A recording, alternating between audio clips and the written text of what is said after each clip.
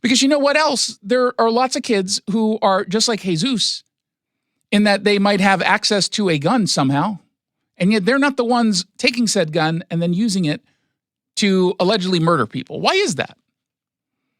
You tell me that the reason why, the implication here is the reason why Jesus got involved with this gun is because of gun culture. There's too many guns out on the streets. Okay, fine.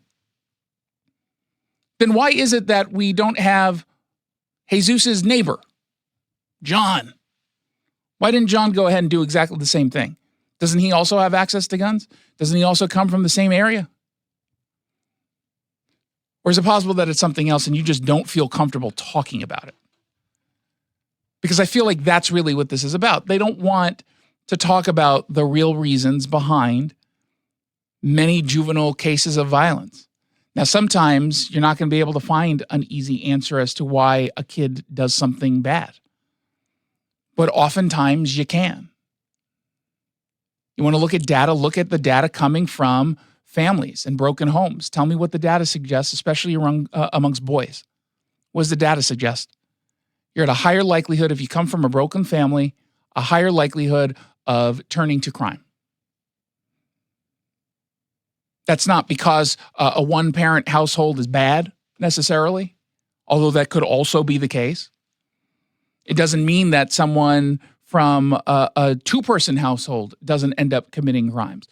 But the data suggests pretty clearly, I shouldn't even say suggests, it shows you're at a higher likelihood, particularly when there's a father that's missing.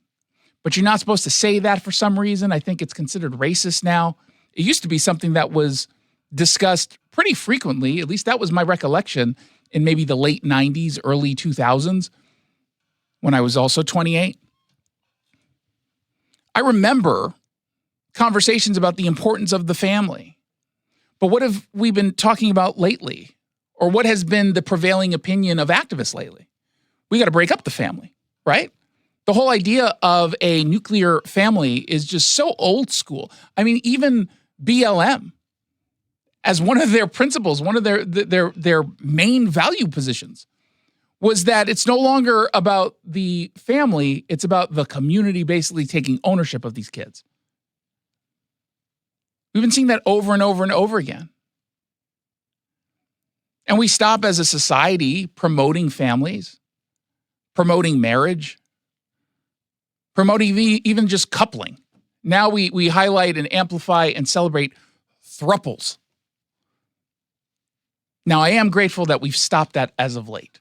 That's kind of gone. Remember when that was a big thing and it used to be like in The Guardian, or the Daily Mail, here's a thruple is thriving. They always try to do alliteration. And it's just three people and they're almost always ugly. It's true.